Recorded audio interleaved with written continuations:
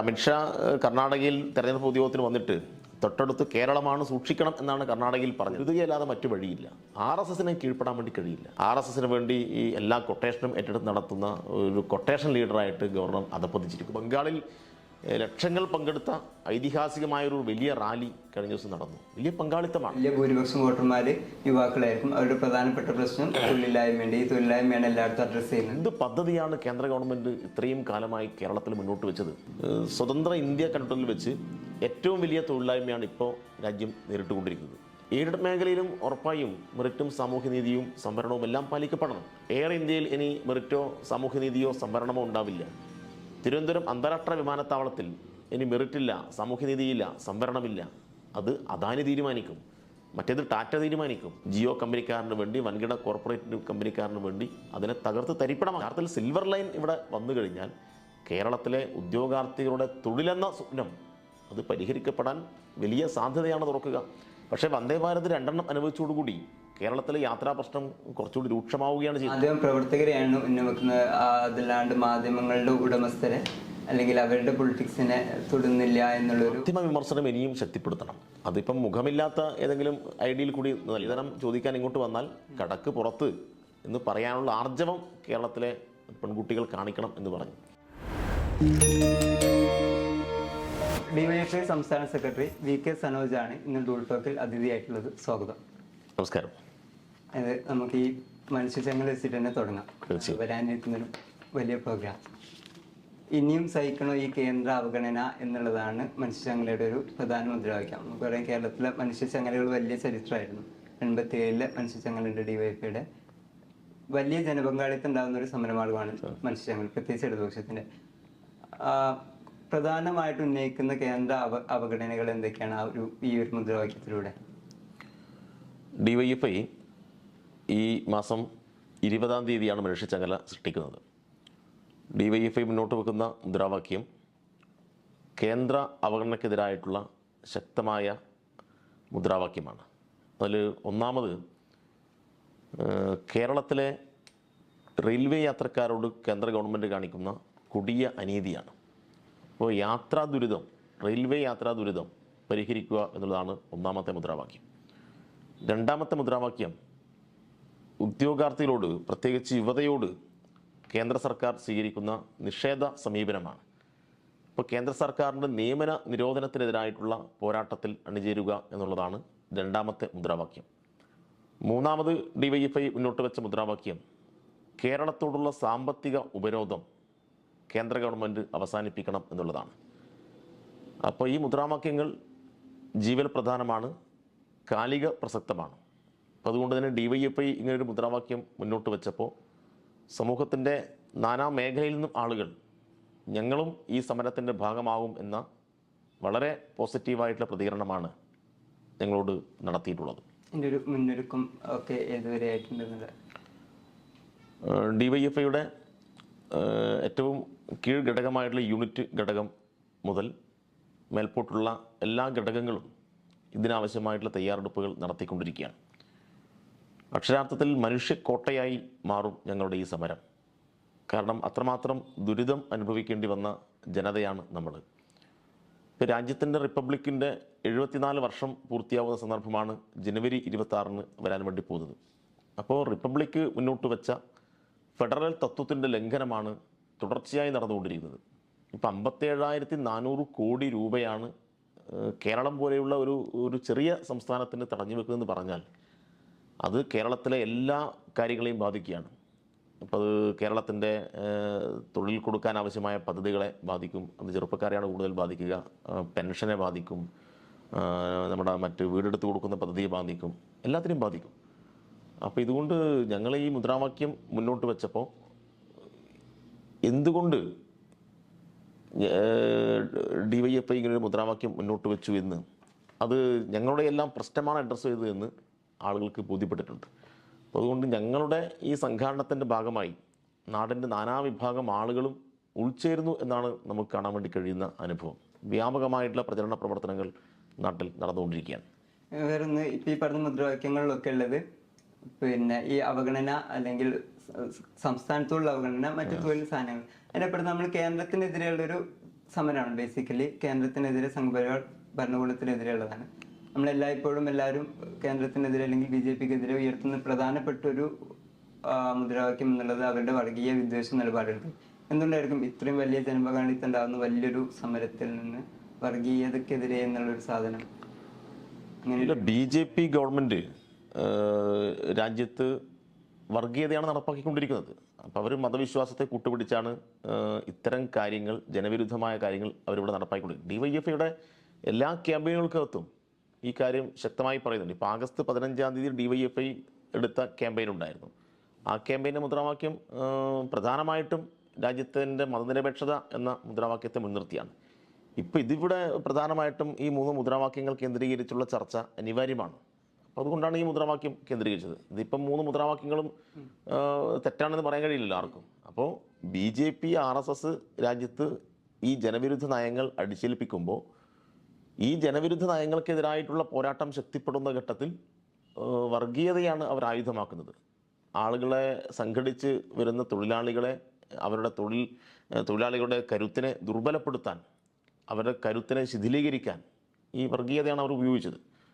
അതുകൊണ്ട് ആ യാഥാർത്ഥ്യം അവിടെയുണ്ട്. അതുകൊണ്ട് വർഗീയതയ്ക്കെതിരായിട്ടുള്ള പോരാട്ടം വിജയിച്ചാൽ മാത്രമേ ഇത്തരം സമരങ്ങൾ കൂടി ഏറ്റെടുക്കാൻ ജനങ്ങളുണ്ടാവും. അതുകൊണ്ട് വർഗീയതയ്ക്കെതിരായിട്ടുള്ള പോരാട്ടം ഞങ്ങൾ മാറ്റിവെക്കുന്നില്ല. ആ പോരാട്ടവും ഇതുമെല്ലാം ഒരേ നിലയിൽ തന്നെ മുന്നോട്ട് കൊണ്ടുപോകും. ഇതിൽ പ്രധാനപ്പെട്ട മുദ്രാവാക്യം റെയിൽവേ ഗതാഗതമാണ്. നമുക്കറിയാം കേരളത്തിലെ എന്നല്ല രാജ്യത്ത് തന്നെ പൊതുഗതാഗതം പരമാവധി പ്രതിസന്ധിയിലാണ്. കേരളത്തിൽ പ്രത്യേകിച്ച് ഇപ്പം റെയിൽവേ ഗതാഗതം വലിയ പ്രതിസന്ധിയില്ല. വന്ദേ ഭാരത് വന്നത് രക്ഷപ്പെടുമെന്ന് പറഞ്ഞിരുന്നു, അതുണ്ടായിട്ടില്ല. അത് വലിയ പരാജയമായി. ഒരു ബദൽ ഉണ്ടായിരുന്നത് കേരയിൽ എന്നുള്ളൊരു ബദൽ ഉണ്ടായിരുന്നു. അതിനാണെങ്കിൽ എല്ലാവരും കൂടി ഒരുമിച്ച് എതിർക്കുന്ന ഒരു സ്ഥിതിയുണ്ട്. തൊട്ടടുത്ത ദിവസം പ്രതിപക്ഷ നേതാവും പറഞ്ഞിട്ടുള്ളത് ഇനി കേന്ദ്രം സമ്മതിച്ചാൽ പോലും ഞങ്ങളത് അനുവദിക്കില്ല എന്നുള്ളതാണ് കേരയിൽ. ശരിക്കും നമ്മളുടെ ഈ ഒരു പൊതുഗതാഗതത്തിന് അല്ലെങ്കിൽ റെയിൽവേ ഗതാഗതത്തിന് ഒക്കെ ഈ പ്രതിസന്ധിക്ക് പരിഹാരമായിട്ട് DYFIക്ക് ഒക്കെ ഒരു മുന്നോട്ട് വെക്കാനുള്ള ഒരു ബദൽ അല്ലെങ്കിൽ പരിഹാര മാർഗം എന്തായിരിക്കും എന്നാണ്? അതായത് കേരളത്തിലെ ജനങ്ങൾ അർഹിക്കുന്ന വികസന പ്രവർത്തനങ്ങൾ റെയിൽവേ മേഖലയിൽ നടക്കുന്നില്ല. ഇപ്പം നിങ്ങളിപ്പോൾ ഒരു കാര്യം നോക്കേണ്ടത്, കേരളത്തിലെ സാധാരണ യാത്രക്കാർ പോകുന്ന ഈ ബോഗികൾ മാത്രം നോക്കിയാൽ മതി. ഉത്തരേന്ത്യയിലേക്ക് ഓടി അവിടെ നിന്ന് ഒഴിവാക്കിയ ബോഗികളാണ് കേരളത്തിൽ കൊണ്ട് സ്ഥാപിക്കുന്നത്. ഇപ്പോൾ ദക്ഷിണ റെയിൽവേയിൽ ഏറ്റവും കൂടുതൽ വരുമാനം കൊടുക്കുന്ന സംസ്ഥാനങ്ങളിൽ മുന്നിൽ നിൽക്കുന്നത് കേരളമാണ്. അപ്പോൾ ഇത്രയേറെ വരുമാനം റെയിൽവേക്ക് കൊടുത്തിട്ടും കേരളത്തിലെല്ലാവരും ആരും ടിക്കറ്റ് എടുക്കാതെ യാത്ര ചെയ്യുന്നവരില്ലല്ലോ. പക്ഷേ ഉത്തരേന്ത്യ അങ്ങനെയല്ല. അപ്പോൾ അത്ര മാന്യമായ നിലയിൽ കേരളത്തിലെ ജനങ്ങൾ റെയിൽവേയുടെ സമീപനം സ്വീകരിക്കുകയാണ്. പക്ഷെ തിരിച്ച് അവരർഹിക്കുന്ന ഒരു വികസന പ്രവർത്തനവും നടക്കുന്നില്ല. ഇപ്പോൾ വന്ദേ ഭാരത് അനുവദിച്ച് കേരളത്തിലെ മുഴുവൻ പ്രശ്നങ്ങൾ ഞങ്ങൾ പരിഹരിക്കും എന്നാണ് അവരിവിടെ പ്രചരിപ്പിച്ചത്. കേന്ദ്ര ഗവൺമെൻറ്റും ഇവിടെയുള്ള BJP നേതാക്കന്മാരൊക്കെ ഇവിടെ പ്രചരിപ്പിച്ചത്. പക്ഷേ വന്ദേ ഭാരത് 2 അനുവദിച്ചതോടുകൂടി കേരളത്തിലെ യാത്രാ പ്രശ്നം കുറച്ചുകൂടി രൂക്ഷമാവുകയാണ് ചെയ്തത്. എങ്ങനെ രൂക്ഷമായി? സാധാരണക്കാരൻ പോകുന്ന ട്രെയിനുകൾ മുഴുവൻ മണിക്കൂറുകൾ പിടിച്ചിടേണ്ടി വരികയാണ്. അപ്പം ഞങ്ങൾ പറയുന്നത് ഇവിടെ വന്ദേ ഭാരത് കൂടുതൽ അനുവദിക്കുന്നോ ഇല്ലയോ എന്നുള്ളതല്ല. കേരളത്തിൻ്റെ റെയിൽവേ ട്രാക്ക്, അതിൻ്റെ ഉപയോഗം ഇപ്പം നിലവിലുള്ള ട്രാക്കിൻ്റെ 130 അതിൻ്റെ ട്രാക്ക് കപ്പാസിറ്റി 130% ഉപയോഗിക്കപ്പെടുകയാണ്. ഇനിയും കൂടുതൽ ട്രെയിനുകൾ വെച്ചാൽ അത് താങ്ങാനുള്ള ശേഷി നമ്മുടെ ഈ ട്രാക്കിനില്ല. അപ്പോൾ നിങ്ങൾ നല്ല കാർ എടുത്ത് കൊടുത്തിട്ട് അതിന് പറ്റുന്ന റോഡില്ലെങ്കിൽ പിന്നെ എന്ത് ചെയ്യാൻ പറ്റും? അപ്പോൾ നമുക്ക് റോഡ് നിർമ്മിച്ചുകൊണ്ടല്ലേ പുതിയ വാഹനങ്ങൾ നമുക്ക് ഇറക്കാൻ പറ്റൂ. അപ്പോൾ ഇവിടെ യഥാർത്ഥത്തിൽ കേന്ദ്ര ഗവൺമെൻറ് ചെയ്യേണ്ടത് കേരളത്തിലെ റെയിൽവേ പാളങ്ങളുടെ വളവ് തിരിവുകൾ നിർക്കണം. ഇന്ന് അനുഭവിക്കുന്ന ചില പ്രശ്നങ്ങളുണ്ട്. അതിലൊന്ന് പാത ഇരട്ടിപ്പിക്കാത്ത പ്രശ്നമാണ്. മണിക്കൂറുകൾ വണ്ടി പിടിച്ചിടേണ്ടി വരുന്നു. അപ്പോൾ റെയിൽവേ പാതയുടെ വികസനം, അതിൻ്റെ ഇരട്ടിപ്പിക്കൽ, അതിൻ്റെ വളവ് തിരിവുകൾ നിർക്കൽ തുടങ്ങിയിട്ടുള്ള കാര്യങ്ങൾക്ക് എന്ത് പദ്ധതിയാണ് കേന്ദ്ര ഗവൺമെൻറ് ഇത്രയും കാലമായി കേരളത്തിൽ മുന്നോട്ട് വെച്ചത്? ഒരു പദ്ധതി മുന്നോട്ട് വെച്ചിട്ടില്ല. അപ്പോൾ ഇതൊന്നും ഇല്ലാതെ ഈ പാവപ്പെട്ട ആളുകളെ പറ്റിക്കാൻ വേണ്ടിയിട്ട് ഒരു പുതിയ ട്രെയിൻ എടുത്ത ഇതാണ് വന്ദേ ഭാരത്, ഇതുകൊണ്ട് എല്ലാ പ്രശ്നവും പരിഹരിക്കും എന്നാണ് പറയുന്നത്. ഇത് പരിഹരിക്കണമെങ്കിൽ സംസ്ഥാന ഗവൺമെൻറ് ഈ യാത്രാ പ്രശ്നം പരിഹരിക്കാൻ വേണ്ടി ഒരു ബദൽ മുന്നോട്ട് വെക്കുന്നു. ആ സംസ്ഥാന ഗവൺമെൻറ് മുന്നോട്ട് വെക്കുന്നു എന്ന് പറഞ്ഞാൽ അത് റെയിൽവേ മന്ത്രാലയത്തിൻ്റെ അറിവോടുകൂടിയാണ്. അല്ലാതെ സംസ്ഥാന ഗവൺമെൻറ് കേന്ദ്ര റെയിൽവേ മന്ത്രാലയത്തെ വെല്ലുവിളിച്ചിട്ടൊന്നും അങ്ങനെ ഒരു പദ്ധതി ഇല്ല. അപ്പോൾ ലോകത്തിൻ്റെ വിവിധ ഭാഗങ്ങളിൽ വിജയിച്ച പദ്ധതിയാണ് സിൽവർ ലൈൻ, അർദ്ധ അതിവേഗ പാത, എല്ലാ കാര്യങ്ങളും. അപ്പോൾ ലോകത്തിൻ്റെ വിവിധ ഭാഗങ്ങളിൽ എത്രയോ വർഷങ്ങൾക്ക് മുന്നേ വിജയിച്ച ഒരു പദ്ധതി കേരളത്തിൽ നടപ്പാക്കാൻ അനുവദിക്കില്ല, അനുവാദം തരില്ല എന്ന് കേരളത്തിലെ BJP, അനുവദിക്കരുത് എന്ന് കേരളത്തിലെ കോൺഗ്രസ് ഒക്കെ പറയുകയാണ്. അപ്പോൾ പിണറായി വിജയൻ്റെ കാലത്ത് ഇടതുപക്ഷം കേരളം ഭരിക്കുമ്പോൾ ഒരു വികസന പദ്ധതിയും ഉണ്ടാവാൻ പാടില്ല എന്ന രാഷ്ട്രീയ ദുഷ്ടലാക്കാണ്. DYFI ആവശ്യപ്പെടുന്നത് കേരളയിൽ വേണം, കേരളം വളരണം എന്നാണ്. കേരളയിൽ വരണം, കേരളം വളരണം. അപ്പോൾ അത് DYFI നേരത്തെ തന്നെ ആവശ്യപ്പെട്ടിട്ടുണ്ട്. അതുമായി ബന്ധപ്പെട്ട ക്യാമ്പയിൻ DYFI നടത്തിയിട്ടുണ്ട്, സെമിനാറുകൾ സംഘടിപ്പിച്ചിട്ടുണ്ട്. അതുകൊണ്ട് ലോകത്തിൻ്റെ മാറ്റത്തിനൊപ്പം കേരളത്തെയും കൊണ്ടുപോകണം. അപ്പോൾ ഈ നിലയിലുള്ള വളരെ പിന്തിരിപ്പനായിട്ടുള്ള വാദഗതികൾ ഉന്നയിക്കുന്ന ആളുകൾ പോലും ഇപ്പോൾ ഈ യാത്രാ പ്രശ്നങ്ങൾ നേരിട്ട് അനുഭവിച്ച് തുടങ്ങുന്നു. അവരതിനകത്ത് നിലപാട് മാറ്റിക്കൊണ്ടിരിക്കുകയാണ്.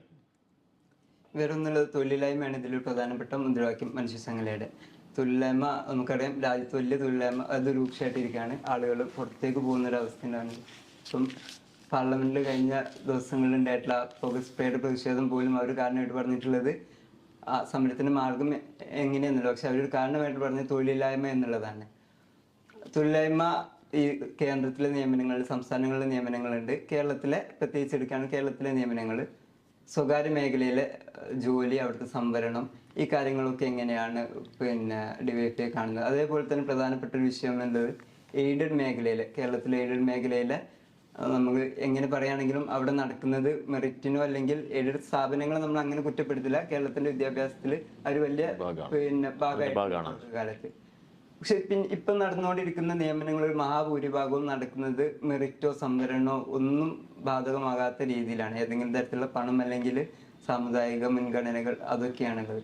എങ്ങനെയാണ് ഈ വിഷയങ്ങളൊക്കെ? അതേപോലെ തന്നെ ഈ സ്വകാര്യ മേഖലയിലെ ചൂഷണങ്ങൾ, ചെറിയ ജോലികൾ ചെയ്യുന്ന ഈ ഡെയിലി മാർക്കറ്റിംഗ്, ഊബർ പോലുള്ള, സ്വിഗ്ഗി പോലുള്ള ജീവനക്കാരുടെ പ്രശ്നങ്ങൾ, എങ്ങനെയാണ് ഈ ഒരു പ്രശ്നത്തെ DYFI?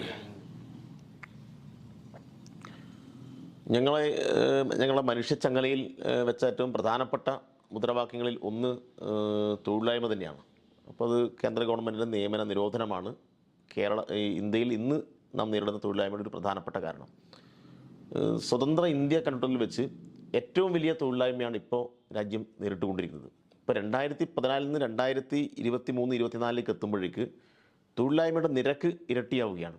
അപ്പം നരേന്ദ്രമോദി 2014 അധികാരത്തിൽ വരുമ്പം പറഞ്ഞത് ഞാൻ പ്രതിവർഷം 2 കോടി തൊഴിലവസരം പുതുതായി ഉണ്ടാക്കും എന്നാണ്. അപ്പോൾ 5 വർഷം കൊണ്ട് 10 കോടി തൊഴിൽ.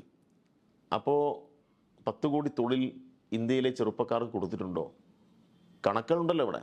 ഇപ്പോൾ കേന്ദ്ര ഗവൺമെൻറ് തന്നെ വിവിധ ഏജൻസികൾ പുറത്തുവിടുന്ന കണക്കുകൾ പ്രകാരം ഇന്ത്യയുടെ പാർലമെൻറ്റിൽ MP-മാരുടെ ചോദ്യത്തിന് മറുപടിയായി കേന്ദ്ര ഗവൺമെൻറ് കൊടുക്കുന്ന ഒഫീഷ്യൽ മറുപടി പ്രകാരം ഈ രാജ്യത്തിൻ്റെ തൊഴിലില്ലായ്മ പരിഹരിക്കുന്നില്ല എന്ന് മാത്രമല്ല, നിലവിൽ കൊടുത്തുകൊണ്ടിരിക്കുന്ന തൊഴിൽ ഇല്ലാതാക്കുന്നു എന്നാണ് ഏറ്റവും പ്രധാനപ്പെട്ട പ്രശ്നം.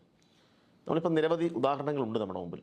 ഇപ്പോൾ നിങ്ങൾ ഈ പറയുന്ന പൊതുമേഖലാ സ്ഥാപനങ്ങൾ രാജ്യത്തിൻ്റെ ഏറ്റവും പ്രധാനപ്പെട്ട തൊഴിൽ ദാതാക്കളായിരുന്നു. ഇപ്പോൾ ഇന്ത്യൻ റെയിൽവേ ഏറ്റവും പ്രധാനപ്പെട്ട പൊതുമേഖലാ സ്ഥാപനമാണ്. ആ പൊതുമേഖലാ സ്ഥാപനത്തിൽ ഒരു സ്ഥിര നിയമനം നടന്നിട്ട് എത്ര വർഷമായി? ഇന്ത്യൻ റെയിൽവേയിൽ നിലവിൽ ഒഴിഞ്ഞു കിടക്കുന്ന ഏതാണ്ട് 4.5 ലക്ഷത്തിൽ കൂടുതൽ ഒഴിവുകൾ. അതിൻ്റെ കണക്കുകളൊക്കെ ചെറിയ മാറ്റം അപ്പുറം ഉണ്ടാവും. 5 ലക്ഷത്തോളം ഒഴിവ് ഉണ്ട് എന്നാണ് കേന്ദ്ര ഗവൺമെൻറ് തന്നെ കൊടുത്ത മറുപടി. ആ ഒഴിവിലേക്ക് നിയമനം നടക്കുന്നില്ല. എന്തുകൊണ്ട് നടക്കുന്നില്ല എന്ന് ചോദിച്ചാൽ, ഇന്ത്യൻ റെയിൽവേ പൂർണ്ണമായും സ്വകാര്യവൽക്കരിക്കാൻ വേണ്ടി കേന്ദ്ര ഗവൺമെൻറ് നിലപാട് സ്വീകരിച്ച് മുന്നോട്ട് പോവുകയാണ്. അപ്പോൾ ഇങ്ങനെ സ്ഥിരം തൊഴിലാളികളെ നിയമിച്ചാൽ ഇത് ഏറ്റെടുക്കുന്ന അടുത്ത ഈ കോർപ്പറേറ്റിന് ബുദ്ധിമുട്ടുണ്ടാവും. അവന് ശമ്പളം കൂടുതൽ കൊടുക്കേണ്ടി വരും, ആനുകൂല്യങ്ങൾ കൊടുക്കേണ്ടി വരും. അപ്പോൾ ഇങ്ങനെ വിൽക്കാൻ വേണ്ടി വെച്ച സ്ഥാപനത്തിലേക്ക് ഇനി പുതിയ ആളെ എടുത്ത് കോർപ്പറേറ്റുകളെ ബുദ്ധിമുട്ടിക്കില്ല എന്ന നിലപാടാണ് ഇവർ സ്വീകരിക്കുന്നത്. ഇപ്പം എയർ ഇന്ത്യയിൽ ഇനി മെറിറ്റോ സാമൂഹ്യനീതിയോ സംവരണമോ ഉണ്ടാവില്ല. തിരുവനന്തപുരം അന്താരാഷ്ട്ര വിമാനത്താവളത്തിൽ ഇനി മെറിറ്റില്ല, സാമൂഹ്യനീതിയില്ല, സംവരണമില്ല. അത് അദാനി തീരുമാനിക്കും, മറ്റേത് ടാറ്റ തീരുമാനിക്കും. അപ്പോൾ BPCL ഇവിടെ കൊച്ചിയിലെ സ്ഥാപനത്തിന് പുതിയ നിയമനങ്ങൾ നടക്കുന്നില്ല. LIC പൊതുമേഖലയിൽ നിന്ന് സ്വകാര്യവൽക്കരിക്കാൻ വേണ്ടി വെച്ചിരിക്കുന്നു. ഇങ്ങനെ രാജ്യത്ത് ലക്ഷക്കണക്കിന് ആളുകൾക്ക് തൊഴിൽ കൊടുത്ത പൊതുമേഖലാ സ്ഥാപനങ്ങളിൽ ഇനി തൊഴിലില്ല എന്നതാണ് യാഥാർത്ഥ്യം. മറ്റൊരു ഉദാഹരണം BSNL ആണ്. ഇപ്പം BSNL ഏതാണ്ട് 3 ലക്ഷത്തോളം തൊഴിലാളികൾ, ജീവനക്കാർ നേരത്തെ ഉണ്ടായിരുന്നു. ഇന്ത്യയിലെ ഏറ്റവും വലിയ ടെലികോം മേഖലയിലെ പൊതുമേഖലാ സ്ഥാപനമാണ്. രാജ്യത്തിൻ്റെ എല്ലാ പ്രധാനപ്പെട്ട നഗരങ്ങളിലും, കണ്ണായ നഗരങ്ങളിൽ ഭൂമിയുള്ള സ്ഥാപനമാണ്. എല്ലായിടത്തും ടവറുള്ള വലിയ നെറ്റ്വർക്ക് സംവിധാനമുള്ള പൊതുമേഖലാ സ്ഥാപനമാണ്. ഇന്നിപ്പോൾ BSNLൻ്റെ ഫോൺ ഉപയോഗിക്കുന്ന ആളുകൾ എണ്ണത്രയാണ്. എന്തുകൊണ്ട് രാജ്യത്തെ BSNL തകർന്നു പോയി? എന്തുകൊണ്ട് രാജ്യത്തെ BSNLിലേക്ക് പുതിയ ആളുകളെ നിയമനം നടത്തുന്നില്ല? 2017 ശേഷം BSNLിലേക്ക് ഒരാളെ പോലും നിയമിച്ചിട്ടില്ല. 2018 ഏതാണ്ട് 1.5 ലക്ഷത്തിൽ കൂടുതൽ ആളുകളെ പിരിച്ചുവിട്ടു. VRS എടുത്ത് പോയിക്കോന്ന് പറഞ്ഞു. ഇനിയിപ്പം അവശേഷിക്കുന്ന ആളുകളെ കൂടി പിരിച്ചുവിടുകയാണ്. അപ്പം നമ്മൾ കണക്കുകൾ നോക്കിക്കഴിഞ്ഞാൽ കേവലം ലാൻഡ് ഫോൺ കണക്ഷൻ മാത്രമുള്ള കാലത്ത് 3 ലക്ഷം ജീവനക്കാർക്ക്, 3 ലക്ഷം ഉദ്യോഗാർത്ഥികൾക്ക് അവിടെ അഭയം കിട്ടിയിരുന്നെങ്കിൽ, തൊഴിൽ കിട്ടിയിരുന്നെങ്കിൽ, ഇന്നിപ്പോൾ കോടാനുകൂടി മനുഷ്യരുടെ കയ്യിലേക്ക് ഈ ഇൻ്റർനെറ്റ് സംവിധാനവും മൊബൈൽ ഫോണും എല്ലാം ഉണ്ട്. അപ്പോൾ ഏതാണ്ട് 10-35 ലക്ഷം ആളുകൾക്ക് തൊഴിൽ കൊടുക്കാൻ വേണ്ടി കഴിയുന്ന ഒരു മഹത്തായ സ്ഥാപനമായി ടെലികോം മേഖലയിൽ BSNLിനെ നയിക്കാമായിരുന്നു. പക്ഷേ കേന്ദ്ര ഗവൺമെൻറ് ജിയോ കമ്പനിക്കാരന് വേണ്ടി, വൻകിട കോർപ്പറേറ്റ് കമ്പനിക്കാരന് വേണ്ടി അതിനെ തകർത്ത് തരിപ്പണമാക്കി. അതുകൊണ്ട് രാജ്യത്തിൻ്റെ വരുമാനത്തിന്, ഖജനാവിന് നഷ്ടമുണ്ടായി എന്ന് മാത്രമല്ല, രാജ്യത്തെ തൊഴിൽരഹിതരായ ലക്ഷക്കണക്കിന് യുവതി യുവാക്കളുടെ സ്വപ്നമാണ്, തൊഴിലെന്ന സ്വപ്നമാണ് ഇല്ലാതായിപ്പോയത്. ഇവിടെ പ്രശ്നങ്ങളുണ്ട്. പിന്നെ രാജ്യത്ത് തൊഴിലാളി എന്ന പദം തന്നെ പതുക്കെ കേന്ദ്ര ഗവൺമെൻറ് ഇല്ലാതാക്കുന്നു. ഇനിയിപ്പം രാജ്യത്ത് സ്ഥിരം ജീവനക്കാരുണ്ടാവില്ല, കരാർ അടിമകൾ മാത്രമേ ഉണ്ടാവൂ. അപ്പോൾ യഥാർത്ഥത്തിൽ രാജ്യത്തെ തൊഴിലാളികളുടെ തൊഴിലവകാശങ്ങൾ ഉറപ്പു നൽകുന്ന തൊഴിൽ നിയമങ്ങളുണ്ടായിരുന്നു. ആ തൊഴിൽ നിയമങ്ങൾ കേന്ദ്ര ഗവൺമെൻറ് പാർലമെൻറ്റിൻ്റെ അവരുടെ ഭൂരിപക്ഷം ഉപയോഗിച്ച് ഇല്ലാതാക്കി. അവിടെ ഇപ്പം ലേബർ കോഡുകൾ കൊണ്ടുവന്നിരിക്കുകയാണ്. ഇപ്പോൾ ലേബർ കോഡിനെതിരായി ഇന്ത്യയിലെ തൊഴിലാളി വർഗം വലിയ സമരം നടത്തിക്കൊണ്ടിരിക്കുകയാണ്. അപ്പോൾ ഇതിൻ്റെയൊക്കെ അടിസ്ഥാന പ്രശ്നം ഇനി സ്ഥിരം തൊഴിൽ എന്ന സംഗതി ഉണ്ടാവില്ല. എല്ലാവരുടെയും കരാർ നിയമനങ്ങൾ മാത്രമേ ഉണ്ടാവൂ. നമ്മൾ കണ്ടുകൊണ്ടിരിക്കാം. ഇപ്പോൾ പൊതുമേഖലാ ബാങ്കുകൾ, ഞാൻ കഴിഞ്ഞ ദിവസം ട്രെയിനിൽ വരുന്ന സന്ദർഭത്തിൽ എൻ്റെ ഒരു പഴയ സുഹൃത്തിനെ കണ്ടു. അയാൾ SBIയിൽ അതിൻ്റെ റീജിയണൽ ഓഫീസിൽ ജോലി ചെയ്യുകയാണ്. അപ്പോൾ SBI റീജിയണൽ ഓഫീസിൽ ജോലി ചെയ്യുന്ന ഈ ചെറുപ്പക്കാരൻ രാത്രി 10 മണി വരെ ആ ബാങ്കിൽ ജോലി ചെയ്യണം എന്നാണ് ആ ചെറുപ്പക്കാരൻ പറഞ്ഞത്. നിങ്ങൾക്ക് അന്വേഷിച്ചാൽ മനസ്സിലാവും.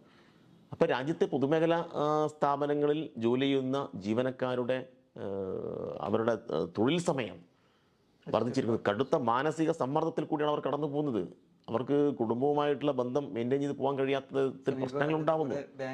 തുടർച്ചയായി ആത്മഹത്യ ഉണ്ടായി. തുടർച്ചയായി ബാങ്ക് മാനേജർമാർ ഉൾപ്പെടെ ആത്മഹത്യ ചെയ്യുന്ന സംഭവം ഉണ്ടായി. അതൊക്കെ അവിടെ യഥാർത്ഥത്തിൽ നിയമനങ്ങൾ നിരോധിച്ചത് മൂലം ഉണ്ടാവുന്ന ഈ തൊഴിൽ പീഡനമാണ്, സമ്മർദ്ദമാണ്, താങ്ങാൻ കഴിയുന്നില്ല. ഇതാണ് നടന്നുകൊണ്ടിരിക്കുന്നത്. പിന്നെ സ്വകാര്യ മേഖലയിലും കടുത്ത ചൂഷണമാണ്. ഇപ്പോൾ സ്വകാര്യ മേഖലയിൽ ഇതുമായി ബന്ധപ്പെട്ട നിയമനിർമ്മാണങ്ങൾ ഇനിയും നടക്കേണ്ടതുണ്ട്. അപ്പോൾ അവിടെ മെറിറ്റും സാമൂഹ്യനീതിയും സംവരണവും എല്ലാം പാലിക്കുന്നു എന്ന് ഉറപ്പുവരുത്താൻ കഴിയേണ്ടതുണ്ട്. മറ്റൊന്ന്, നിങ്ങൾ എയ്ഡഡ് മേഖലയെക്കുറിച്ചാണ് ചോദിച്ചത്. എയ്ഡഡ് മേഖലയിലും ഉറപ്പായും മെറിറ്റും സാമൂഹ്യനീതിയും സംവരണവും എല്ലാം പാലിക്കപ്പെടണം. പക്ഷേ കേരളത്തിൽ പ്രധാനമായിട്ടും വിദ്യാഭ്യാസ മേഖലയിലാണോ ഇങ്ങനൊരു പ്രശ്നമുള്ളത്? അപ്പോൾ കേരളത്തിൻ്റെ ഇന്ന് കാണുന്ന വിദ്യാഭ്യാസ മേഖലയിലെ പുരോഗതിയിൽ നിർണായകമായ പങ്കുവഹിച്ചവരാണ് എയ്ഡഡ് സ്ഥാപനങ്ങൾ. അതുകൊണ്ട് അവരുടെ കൂടി അഭിപ്രായങ്ങൾ പരിഗണിച്ചുകൊണ്ട് വേണം നമ്മൾ ഈ മേഖലയിൽ ഒരു തീരുമാനമെടുക്കാൻ. അപ്പോൾ തീർച്ചയായിട്ടും അവിടെ മെറിറ്റും സാമൂഹ്യനീതിയും സംവരണവും എല്ലാം പാലിക്കണം എന്ന് തന്നെയാണ് DYFIയുടെ നേരത്തെയുള്ള പ്രഖ്യാപിത നിലപാട്. ആ നിലപാട് തന്നെയാണ് ഇപ്പോഴും ഞങ്ങൾ ഉയർത്തിപ്പിടിക്കുന്നത്. പിന്നെ സംസാരിച്ചപ്പോഴൊക്കെ SFI സാനു അടക്കം നേതാക്കൾ പറഞ്ഞ് PSCക്ക് വേണം എന്നുള്ളൊരു തീരുമാനത്തിലേക്ക് ചില മാനേജ്മെന്റുകളൊക്കെ എത്തി. ഈവൻ MESഉം SNDP അടക്കമുള്ള മാനേജ്മെന്റുകൾ അങ്ങനൊരു കാര്യങ്ങളൊക്കെ പറഞ്ഞിട്ടുണ്ടായിരുന്നു. അപ്പം അങ്ങനെ ഒരു മുദ്രാവാക്യം ഉയർത്തുമ്പോഴേക്ക് പഴയൊരു വിമോചന സമരത്തിന്റെ ഭയമൊക്കെ ഏതെങ്കിലും സാമുദായിക സ്ഥലങ്ങളിൽ നിന്നുണ്ടാവും എന്നുള്ളൊരു പ്രശ്നങ്ങൾ. ഞാൻ പറഞ്ഞല്ലോ, കേരളത്തിൻ്റെ വിദ്യാഭ്യാസ മേഖലയിലെ പുരോഗതിക്ക് എയ്ഡഡ് സ്ഥാപനങ്ങൾ, അതുമായി ബന്ധപ്പെട്ട പ്രസ്ഥാനങ്ങളെല്ലാം വലിയ പങ്കുവച്ചിട്ടുണ്ട്. അപ്പോൾ അവരെയെല്ലാം ശത്രുപക്ഷത്ത് നിർത്തിക്കൊണ്ടൊരു നിലപാട് സ്വീകരിക്കാൻ ഇപ്പോഴുള്ള കേരളത്തിന് സാധ്യമല്ല. അപ്പോൾ നിങ്ങൾ ഈ പറയുന്ന പോലെയുള്ള ഇത്തരം ജാതിമത സംഘടനകളുടെ എല്ലാം സ്വാധീനവും അവരുടെ എല്ലാം ഇടപെടലുമുണ്ട്. അപ്പോൾ വളരെ നല്ല നിലയിൽ ഇടപെടുന്ന ഇത്തരം ആളുകളുമുണ്ട്, പക്ഷേ വളരെ പ്രതിലോമകരമായ നിലയിൽ ഇടപെടുന്ന ആളുകളുമുണ്ട്. അപ്പോൾ ഇതെല്ലാം ഗവൺമെൻറ് കാണുകയും അവരുമായെല്ലാം ചർച്ച നടത്തി കൃത്യമായ ഒരു സമവായത്തിൽ കൂടി ഈ നിയമനങ്ങൾ അവിടെ സുതാര്യത, മെറിറ്റ്, സാമൂഹ്യനീതിയൊക്കെ ഉറപ്പുവരുത്താൻ ആവശ്യമായ ഇടപെടൽ നടത്തണം എന്ന് തന്നെയാണ് DYFIക്ക് അഭിപ്രായം. നമ്മൾ ഈ കേന്ദ്ര നിയമനങ്ങളുടെ കാര്യം പറഞ്ഞു. അത് കേരളത്തിലെ PSC നിയമനങ്ങൾ എങ്ങനെയാണ് കാണുന്നത്? അതുമായിട്ട് താരതമ്യം ചെയ്യുമ്പോൾ കേന്ദ്ര നിയമനങ്ങൾ ഇപ്പോൾ UPSC നിയമനങ്ങളുടെ കണക്ക് നോക്കിക്കഴിഞ്ഞാൽ, കേരളത്തിലെ PSC നിയമിച്ച ആളുകളുടെ എണ്ണം നോക്കിക്കഴിഞ്ഞാൽ ഇനിയിപ്പോൾ കേരളത്തിന് പുറത്ത് മറ്റ് സംസ്ഥാനങ്ങളിലെ PSC നിയമനങ്ങളുടെ എണ്ണം നോക്കിക്കഴിഞ്ഞാൽ അത് കൃത്യമായും കേരളമാണ് മുന്നിൽ നിൽക്കുന്നത്. അതിന് നിരവധി കണക്കുകൾ നമ്മൾ നേരത്തെ പുറത്തു വിട്ടിരുന്നു, സംസ്ഥാന ഗവൺമെൻറ് തന്നെ പുറത്തു വിട്ടിട്ടുണ്ട്. അതുകൊണ്ട് കേരളത്തിൽ നിയമനങ്ങൾ നടക്കുന്നില്ല എന്നത് വളരെ വ്യാജമായിട്ടുള്ള ഒരു ആരോപണം മാത്രമാണ്. പക്ഷെ എന്നാൽ കേരളത്തിലെ തൊഴിലില്ലായ്മ നിരക്ക് പരിഗണിക്കുമ്പോൾ കേരളത്തിൽ നമുക്ക് ഇനിയും ആളുകൾക്ക് തൊഴിൽ കൊടുക്കാൻ സാധ്യമാവേണ്ടതുണ്ട്. പക്ഷെ നിലവിലുള്ള സംസ്ഥാന ഗവൺമെൻറ്റിൻ്റെ അല്ലെങ്കിൽ കേരളത്തിൻ്റെ ഒരു പരിമിതിയുണ്ട്. ആ പരിമിതി നമ്മൾ കാണുകയും ആ പരിമിതി മറികടക്കാൻ വേണ്ടി കേരളത്തിലെ ഉദ്യോഗാർത്ഥികൾക്ക് അർഹമായ അവരുടെ വിദ്യാഭ്യാസം അനുസരിച്ചുള്ള തൊഴിൽ കൊടുക്കാൻ ആവശ്യമായ പുതിയ പദ്ധതികൾ കൊണ്ടുവരണം. അപ്പം അവിടെ സംസ്ഥാന ഗവൺമെൻറ്റിനെ DYFI അംഗീകരിക്കുന്നത് ഈ പ്രശ്നം സംസ്ഥാന ഗവൺമെൻറ് അഡ്രസ്സ് ചെയ്തുകൊണ്ടിരിക്കുന്നു. അതിനു വേണ്ടിയിട്ടാണ് KADISC സ്ഥാപിച്ചത്, അതിനു വേണ്ടിയിട്ടാണ് നോളജ് എക്കണോമി മിഷൻ സ്ഥാപിച്ചത്. അപ്പം നോളജ് എക്കണോമി മിഷൻ സ്ഥാപിച്ച് ലക്ഷക്കണക്കിന് വിദ്യാർത്ഥികളെ ഉദ്യോഗാർത്ഥികളെ രജിസ്റ്റർ ചെയ്ത് അവരുടെ സ്കില്ലിനനുസരിച്ച് സ്വകാര്യ മേഖലയിൽ തൊഴിൽ കൊടുക്കാൻ ആവശ്യമായ റിക്രൂട്ട്മെൻറ്റ് നടന്നുകൊണ്ടിരിക്കുന്നു.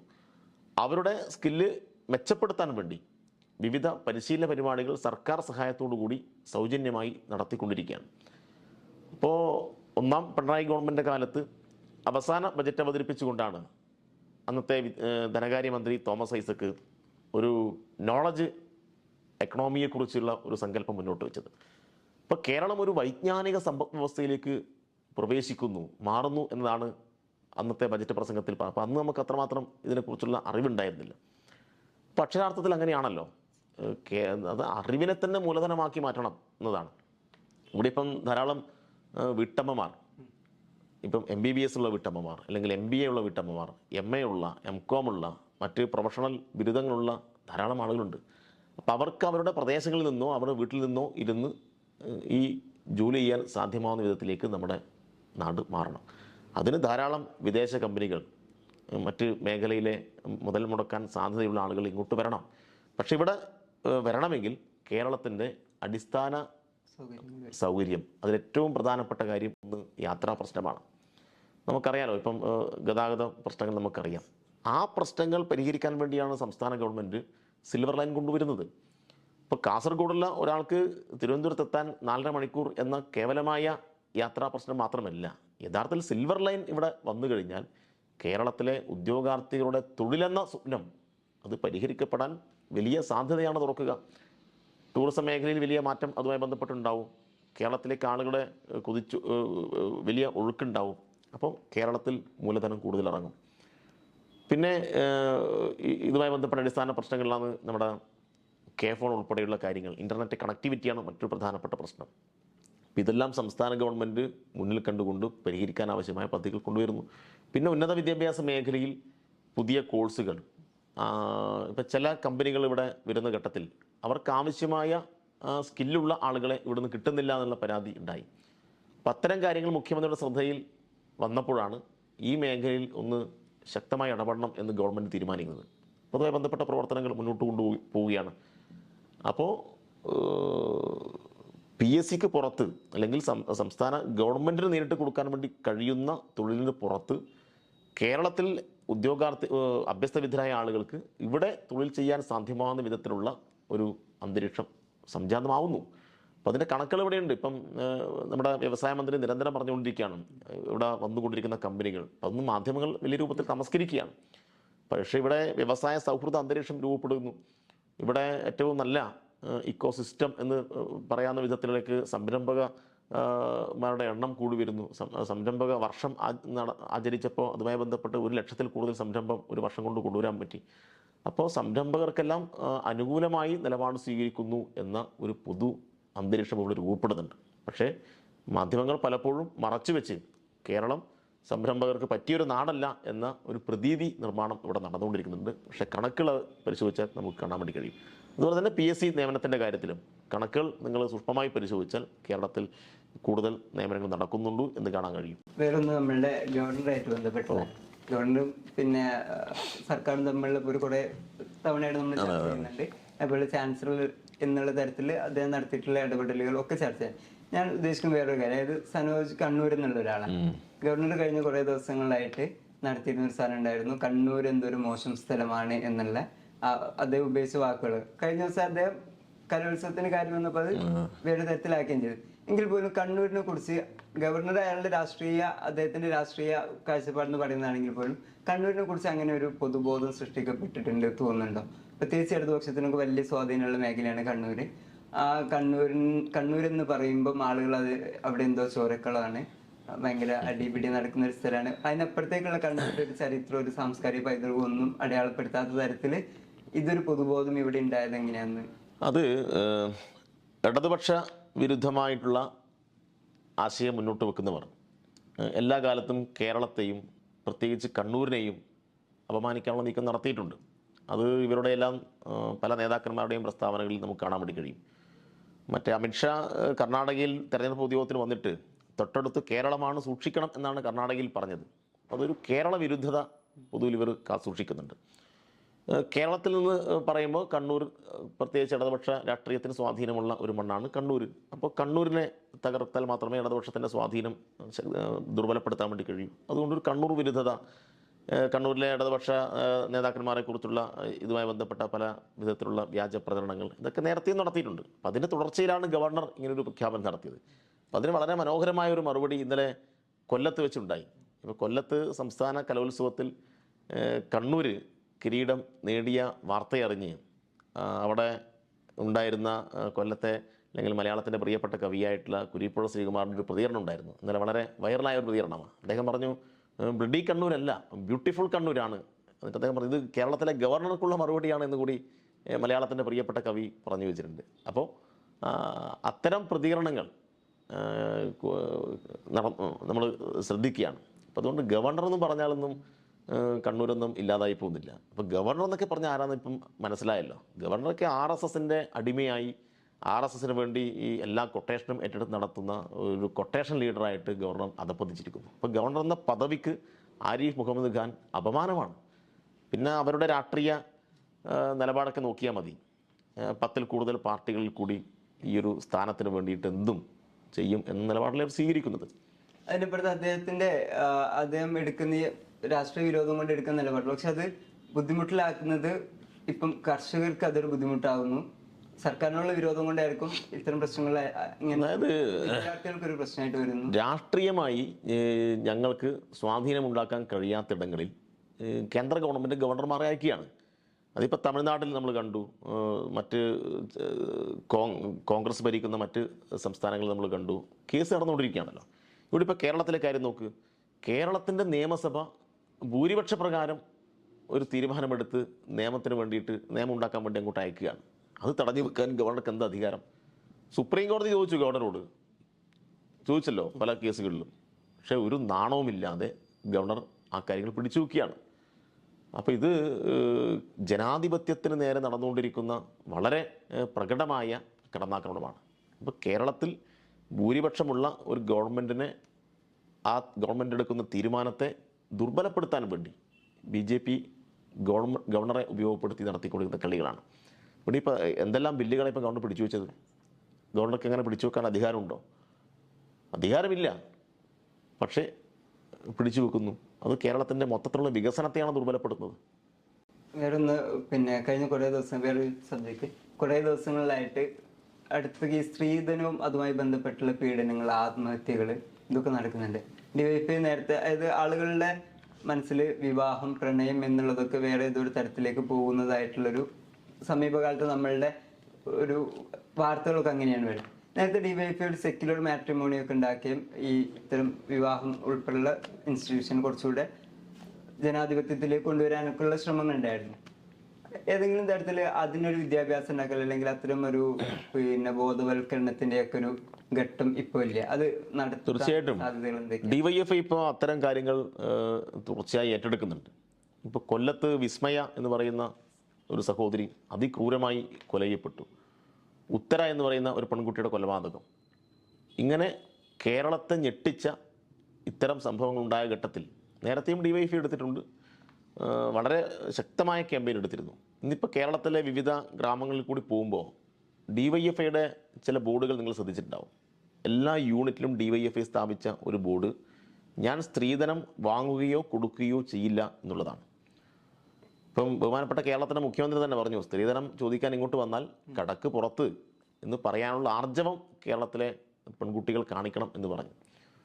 പക്ഷേ ദൗർഭാഗ്യവശാൽ കേരളത്തിൻ്റെ ഒരു സാമൂഹ്യ അന്തരീക്ഷത്തിൽ സ്ത്രീധനം എന്ന ഈ വൃത്തികെട്ട ആചാരം ഇങ്ങനെ പിന്തുടർന്ന് വരുന്നുണ്ട്. നമ്മൾ കാണുന്ന ഹൈലി എഡ്യൂക്കേറ്റഡ് ആയിട്ടുള്ള ആളുകളുടെ ഉണ്ട്. ഇപ്പം പല കാര്യം ഇപ്പം നമുക്ക് MBBS പ്രധാനപ്പെട്ട റാങ്കൊക്കെ വാങ്ങിയ ആളാണല്ലോ ഇപ്പം ആത്മഹത്യ ചെയ്യേണ്ടി വന്നത്. അതിൽ പ്രതിയായിട്ട് ആളെയൊക്കെ നമ്മൾ കണ്ടല്ലോ. ഇതിന് വിദ്യാഭ്യാസം അങ്ങനെ ഉണ്ട് അതൊന്നും അല്ല എനിക്ക് തോന്നുന്നത്. ഇപ്പം ഇത്തരം സംഭവങ്ങളൊക്കെ കാണുമ്പോൾ അതിനകത്ത് ശക്തമായി ഇനിയും ഇടപെടേണ്ടതുണ്ട് എന്നാണ് ഞങ്ങൾ മനസ്സിലാക്കുന്നത്. അപ്പോൾ അതുമായി ബന്ധപ്പെട്ട നിരവധി ക്യാമ്പയിനുകൾക്ക് DYFI നേതൃത്വം കൊടുക്കുകയാണ്. ഇതെല്ലാം പ്രശ്നം എന്ന് വെച്ചാൽ സമൂഹത്തെ ബാധിച്ച ഒരു വലതുപക്ഷ മനോഭാവമാണ്. അപ്പോൾ അതിനകത്ത് എന്ത് വില കൊടുത്തും പണമുണ്ടാക്കുക എന്നൊരു മനോഭാവം രൂപപ്പെടുന്നുണ്ട്. അപ്പോൾ ഏത് ക്രിമിനൽ പ്രവൃത്തി നടത്തിയാലും പണമുണ്ടെങ്കിൽ ഞാൻ ഈ ഉണ്ടാക്കിയിട്ടുള്ള ഈ മോശം പേരൊക്കെ അങ്ങ് പോയിക്കൊള്ളും, അതുകൊണ്ട് പണമാണ് പ്രധാനം എന്ന രൂപത്തിലാണ് ചെറുപ്പക്കാരുടെ ഒരു ചിന്ത പോകുന്നത്. അപ്പം അതിനകത്ത് നല്ലതുപോലെ എല്ലാ വിഭാഗം ആളുകളും ഇടപെട്ട് മാറ്റം ഉണ്ടാക്കേണ്ടതുണ്ട്. DYFIയെ കൊണ്ട് കഴിയുന്ന വിവിധ ക്യാമ്പയിനുകൾ DYFI ഏറ്റെടുത്തുകൊണ്ടിരിക്കുകയാണ്. വേറൊന്ന്, ഈ സൈബർ സ്പേസിലല്ലാതെയൊക്കെ ഇടത് ആഭിമുഖ്യമുള്ള ആളുകളിൽ നിന്ന് ഇപ്പം മുമ്പൊന്നും ഇല്ലാത്ത വിധത്തിലുള്ള മാധ്യമ വിമർശനം വരുന്നുണ്ട്.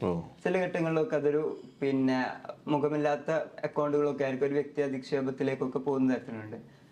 ഇതിനെങ്ങനെയാണ് നോക്കിക്കാണൊരു മുൻപൊന്നുമില്ലാത്ത വിധത്തിൽ ഇപ്പൊ ഉണ്ടാവുന്ന ഒരു മാധ്യമ പ്രവർത്തകർക്കെതിരായിട്ടാണോ പ്രവർത്തകർക്കെതിരെ അല്ലെങ്കിൽ മാധ്യമ വിമർശനങ്ങൾ, മാധ്യമ പ്രവർത്തകർക്കെതിരെയുള്ള വിമർശനങ്ങൾ എന്നൊക്കെയുള്ളത് അവർ ചെയ്യുന്ന വർക്കുകളുടെ പേരിലായിരിക്കാം, അതിൽ ആ സ്ഥാപനത്തിനോടുള്ളതായിരിക്കാം. മാധ്യമ വിമർശനം ഇനിയും ശക്തിപ്പെടുത്തണം. അതിപ്പം മുഖമില്ലാത്ത ഏതെങ്കിലും ഐഡിയയിൽ കൂടി എന്നല്ല. നിങ്ങളൊരു കാര്യം മനസ്സിലാക്കേണ്ടത്, രാജ്യത്തെ മാധ്യമങ്ങൾ ഇപ്പോൾ ഭൂരിപക്ഷം മാധ്യമങ്ങളും എന്താണ് ചെയ്തുകൊണ്ടിരിക്കുന്നത്? മാധ്യമങ്ങളുടെ നിലപാട് അല്ലെങ്കിൽ മാധ്യമങ്ങളുടെ ധർമ്മം നിർവഹിക്കുന്നില്ല. അപ്പോൾ ധർമ്മം നിർവഹിക്കുന്ന മാധ്യമ പ്രവർത്തകരെ എങ്ങനെ കൈകാര്യം ചെയ്യുന്നു എന്ന് ഡൽഹിയിൽ ഇപ്പോൾ പ്രവീൺ പ്രകാശയുടെ അനുഭവം നോക്കിയാൽ നമുക്ക് കാണാൻ വേണ്ടി കഴിയും. അപ്പോൾ ഇന്നലകളിൽ ശക്തമായ എഡിറ്റോറിയൽ എഴുതിയ, കേന്ദ്ര ഗവൺമെൻറ് വിമർശിച്ച, സാമൂഹ്യ നിലപാടുകൾ ഉയർത്തിപ്പിടിച്ച മാധ്യമങ്ങൾ ഇന്ന് നരേന്ദ്രമോദിക്ക് മുമ്പിൽ മുട്ടിലിഴയുന്ന ചിത്രമാണ് കാണുന്നത്. അപ്പോൾ യഥാർത്ഥ മാധ്യമ വിമർശനം ഉണ്ടാവേണ്ടതുണ്ട്. ഇപ്പോൾ മാധ്യമങ്ങളുടെ വാർത്തയുടെ പർവ്വതീകരണം, വാർത്തകളുടെ തമസ്കരണം നമ്മൾ നിരന്തരം കണ്ടുകൊണ്ടിരിക്കുന്നു. അപ്പോൾ അതുകൊണ്ട് മാധ്യമ വിമർശനം തെറ്റായ ഒരു കാര്യമല്ല. മാധ്യമങ്ങളെ ശരിയായ നിലയിൽ വിമർശിക്കേണ്ടതുണ്ട്, അവരെ തെറ്റിദ്ധരിപ്പിക്കാൻ ആവശ്യമായ നിലപാടുകൾ സ്വീകരിക്കേണ്ടതുണ്ട്.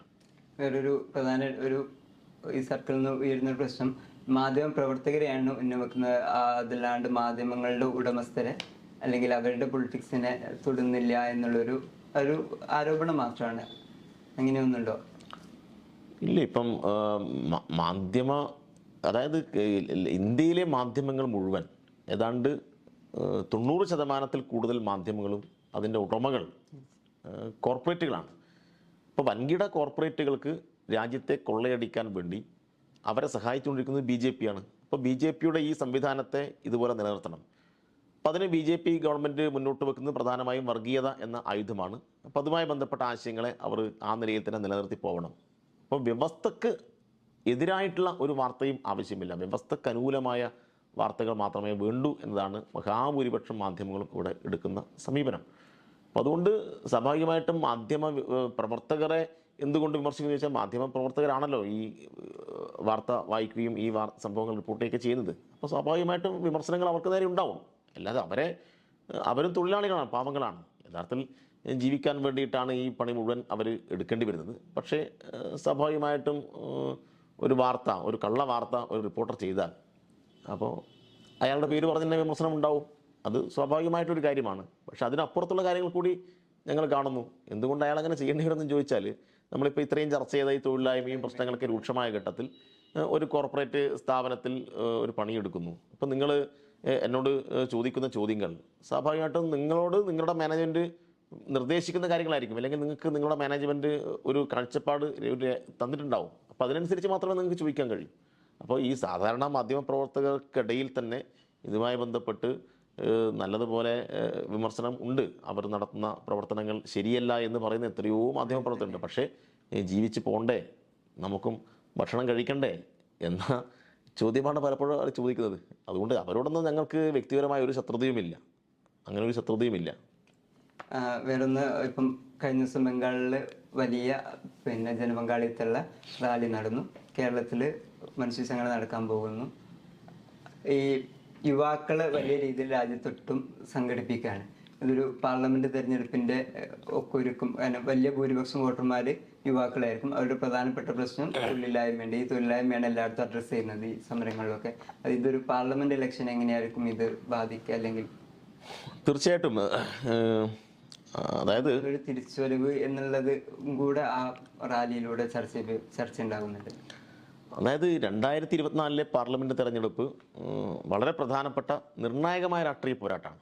ഇപ്പോൾ 14ാം ലോക്സഭാ തെരഞ്ഞെടുപ്പിൻ്റെ ഘട്ടത്തിൽ 17ാം ലോക്സഭാ തെരഞ്ഞെടുപ്പിൻ്റെ ഘട്ടത്തിൽ ഇന്ത്യയിലെ എഴുത്തുകാരും സാംസ്കാരിക പ്രവർത്തകരൊക്കെ രേഖപ്പെടുത്തിയൊരു ആശങ്ക, ഈ തെരഞ്ഞെടുപ്പിലും നരേന്ദ്രമോദി അല്ലെങ്കിൽ BJP സംഘപരിവാർ ഭരണകൂടം അധികാരത്തിൽ വന്നാൽ പിന്നെ രാജ്യം ബാക്കി ഉണ്ടാവുമോ, പിന്നെ 18ാമതൊരു ലോക്സഭാ തെരഞ്ഞെടുപ്പിന് രാജ്യം ഉണ്ടാവുമോ എന്നൊരു ചോദ്യമായിരുന്നു. പക്ഷാർത്ഥത്തിൽ അത് ശരിയാണെന്നാണല്ലോ നമ്മൾ കണ്ടത്. കാരണം വളരെ പ്രകടമായി ഭരണഘടന മുന്നോട്ട് വെക്കുന്ന മൂല്യങ്ങളെ തകർത്ത് തരിപ്പണമാക്കിയല്ലോ. ഇനിയിപ്പോൾ ഒരു തവണ കൂടി സംഘപരിവാറിന് അധികാരത്തിൽ വരാൻ കഴിഞ്ഞാൽ പിന്നെ ഈ രാജ്യത്തിൻ്റെ ജനാധിപത്യം ഉണ്ടാവുമോ? വലിയ ആശങ്കയാണ്. ഇന്ന് നടക്കുന്ന പോലെയുള്ള ഈ തെരഞ്ഞെടുപ്പ് സംവിധാനങ്ങൾ ഉണ്ടാകുമ്പോൾ ഇപ്പോൾ തെരഞ്ഞെടുപ്പ് കമ്മീഷനെ നിയമിക്കുന്നത് പോലും കേന്ദ്ര ഗവൺമെൻറ്റിൻ്റെ അല്ലെങ്കിൽ കേന്ദ്രം ഭരിക്കുന്ന പാർട്ടിക്ക് നിർണായക പങ്ക് ഉള്ള രൂപത്തിലേക്ക് കാര്യങ്ങൾ മാറ്റിയിരിക്കുകയാണ്. ഇപ്പോൾ കോടതിയിൽ ജഡ്ജിമാരെ നിയമിക്കുന്നതുമായി ബന്ധപ്പെട്ട വിവാദങ്ങൾ നമ്മൾ കണ്ടുകൊണ്ടിരിക്കുകയാണ്. അപ്പോൾ എല്ലാ കാര്യങ്ങളിലും ഇവർ വളരെ പരസ്യമായി ഇടപെട്ടുകൊണ്ടിരിക്കുന്നു. അപ്പോൾ ഒരു തവണ കൂടി ഇവരെ സഹിച്ചാൽ അല്ലെങ്കിൽ ഒരു തവണ കൂടി ഇവർ അധികാരത്തിൽ വന്നാൽ ഒരു തർക്കവും വേണ്ട, ഇന്ന് കാണുന്ന ജനാധിപത്യ മതനിരപേക്ഷ സെക്യുലർ ഇന്ത്യ അതിന് വലിയ പരിക്കുണ്ടാവും. അതുകൊണ്ട് രാജ്യം ഒരു വലിയ പോരാട്ടത്തിന് തയ്യാറെടുക്കുകയാണ്. ആ പോരാട്ടത്തിൻ്റെ പുറമുഖത്ത് DYFI രാജ്യത്തിൻ്റെ വിവിധ ഭാഗങ്ങളിൽ ആ പോരാട്ടത്തിൻ്റെ ഭാഗമായി ഉണ്ടാവും. അപ്പം ബംഗാളിൽ ലക്ഷങ്ങൾ പങ്കെടുത്ത ഐതിഹാസികമായൊരു വലിയ റാലി കഴിഞ്ഞ ദിവസം നടന്നു. വലിയ പങ്കാളിത്തമാണ്. അപ്പോൾ ബംഗാളിലെ ജനതയുടെ ഒരു തിരിച്ചുവരവിൻ്റെ സൂചനയായിട്ടാണത് കാണുന്നത്. കേരളത്തിൽ ലക്ഷക്കണക്കിന് ആളുകൾ പങ്കെടുക്കുന്ന ഐതിഹാസികമായ മറ്റൊരു സമരമുഖം കേരളത്തിലെ DYFI സൃഷ്ടിക്കുകയാണ്. രാജ്യത്തിൻ്റെ വിവിധയിടങ്ങളിൽ DYFI അവിടെയുള്ള സ്വാധീനമനുസരിച്ചുള്ള വിവിധ പ്രവർത്തനങ്ങൾ സജീവമായി സംഘടിപ്പിക്കുകയാണ്. അതുകൊണ്ട് പൊരുതി നിൽക്കാനാവശ്യമായ ഒരു രാഷ്ട്രീയ അന്തരീക്ഷമാണ് ഇവിടെ രൂപപ്പെട്ടിട്ടുള്ളത്. പൊരുതുകയല്ലാതെ മറ്റു വഴിയില്ല. RSSനെ കീഴ്പ്പെടാൻ വേണ്ടി കഴിയില്ല. എന്ത് വില കൊടുത്തും അതിശക്തമായി പൊരുതി തോൽപ്പിക്കും എന്നാണ് DYFI പ്രഖ്യാപിക്കുന്നത്. വേറൊരു കാര്യം, നമ്മൾ പാർലമെന്റ് ഇലക്ഷൻ പറഞ്ഞപ്പോഴാണ് ഈ രാജ്യത്തെ മുഴുവൻ ഫാസിസ്റ്റ് വിരുദ്ധ കൂട്ടായ്മയും വളരെ പ്രതീക്ഷയോടെ കാണുന്നൊരു മുന്നണിയായിരുന്നു ഇന്ത്യ സഖ്യം. കോൺഗ്രസ് ആണ് അവിടുത്തെ ഒരു വലിയ പാർട്ടി എന്നുള്ളത്. പക്ഷെ ആ കോൺഗ്രസിന് ആ ഒരു സഖ്യത്തിന്റെ സ്പിരിറ്റ് മനസ്സിലാക്കാൻ സാധിച്ചിട്ടില്ല എന്നാണ് കഴിഞ്ഞ ദിവസം കോഴിക്കോട് ബിനോയ് വിശ്വം വന്നപ്പോൾ വാർത്താ സമ്മേളനത്തിൽ പറഞ്ഞത്. അങ്ങനെ തോന്നിയിട്ടുണ്ട് നമ്മൾ ഈ മധ്യപ്രദേശിലെ തെരഞ്ഞെടുപ്പിൽ SP8 അവരുണ്ടാക്കിയിട്ടുള്ള പ്രശ്നങ്ങൾ, അതേപോലെ ഓരോ പ്രാദേശിക പാർട്ടികളായിട്ടും കോൺഗ്രസ് ഉണ്ടാക്കുന്നു. ഇപ്പോൾ UP-യിലെ ഇലക്ഷൻ വരുന്നു, അവിടെ SP8 പ്രശ്നങ്ങൾ ഉണ്ടാക്കുന്നു. ഇത് കോൺഗ്രസിന് ഇതിപ്പോഴും മനസ്സിലായിട്ടില്ല എന്നുള്ളൊരു, അതായത് ഇപ്പം ഇന്ത്യ മുന്നണി ഇപ്പം വിവിധ പാർട്ടികളുണ്ട്. അപ്പോൾ അതിലേറ്റവും നേതൃത്വപരമായ പങ്ക് വഹിക്കേണ്ട ഒരു പാർട്ടി സ്വാഭാവികമായിട്ടും കോൺഗ്രസ്സാണ്. കോൺഗ്രസ് ആ ഉത്തരവാദിത്വം നിർവഹിക്കുന്നില്ല എന്നുള്ള വിമർശനം ഇടതുപക്ഷത്തിനുണ്ട്. അത് രാജ്യത്തിൻ്റെ വിവിധ ഭാഗങ്ങളിൽ കഴിഞ്ഞ തെരഞ്ഞെടുപ്പിൽ സ്ഥാനാർത്ഥി നിർണയവുമായി ബന്ധപ്പെട്ട കാര്യത്തിനകത്തൊക്കെ സ്വീകരിച്ച നിലപാടുണ്ടല്ലോ. അതിനകത്ത് ഇടതുപക്ഷം പ്രത്യേകിച്ച് CPM ഒക്കെ അഭിപ്രായം പറഞ്ഞിട്ടുണ്ട് അതിനകത്ത്. ഇവിടെ ഇപ്പോൾ കോൺഗ്രസ് മൃദു ഹിന്ദുത്വ സമീപനം സ്വീകരിക്കുന്നു എന്നുള്ളതാണ് മറ്റൊരു ഗൗരവമായ ആരോപണം. ഇവിടെ ഇപ്പം അയോധ്യ ക്ഷേത്രത്തിൻ്റെ ഉദ്ഘാടന ഘട്ടത്തിൽ അതുമായി ബന്ധപ്പെട്ട ക്ഷണം കിട്ടുന്നു.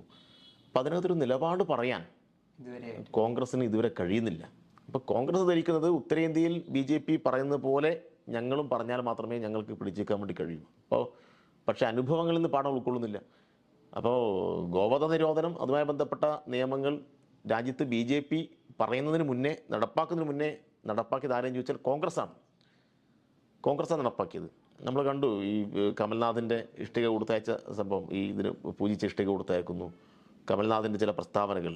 അതായത് ഇന്ന് കാണുന്ന അയോധ്യ ക്ഷേത്രം ഈ നിലയിൽ വരാൻ കാരണമായത് ഞങ്ങൾക്കും പങ്കുണ്ട് എന്നാണ് കമൽനാഥ് പ്രസംഗിച്ചത്. പക്ഷേ അവിടെ ജയിച്ചോ? അവിടെ ജയിച്ചില്ല. അപ്പോൾ യഥാർത്ഥത്തിൽ കോൺഗ്രസ് മതനിരപേക്ഷ ഇന്ത്യയെ ശക്തിപ്പെടുത്തുന്ന വളരെ ധീരമായ നിലപാട് മുൻനിർത്തി ഇടപെടുകയാണ് വേണ്ടത്.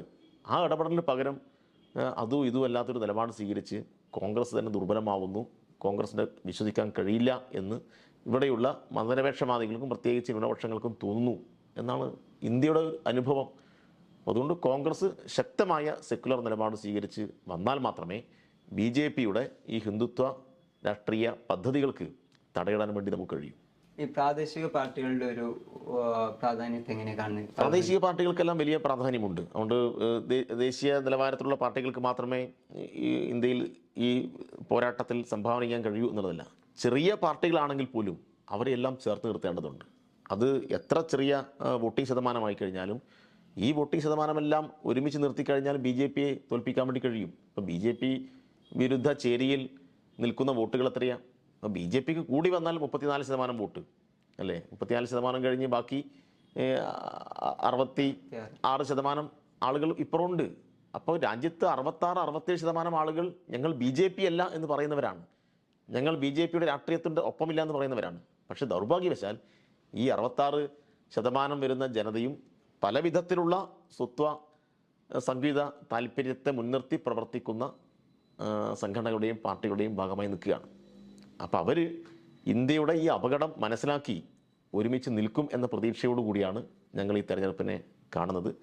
അത്തരം അപ്പുറത്ത് നിൽക്കുന്ന ആളുകളെല്ലാം ആ ഉത്തരവാദിത്വം നിർവഹിച്ചാൽ ഇന്ത്യയിൽ BJPയെ പരാജയപ്പെടുത്താൻ ഒരു ബുദ്ധിമുട്ടും ഉണ്ടാവില്ല. എന്നാലും ഈ 2024 അത് ഉണ്ടാവും എന്ന നല്ല ശുഭപ്രതീക്ഷയാണ് ഞങ്ങൾക്കുള്ളത്. ഇത്രയും നേരം ഡോണിൽസിനോട് സംസാരിച്ചതിന് നന്ദി. Thank you.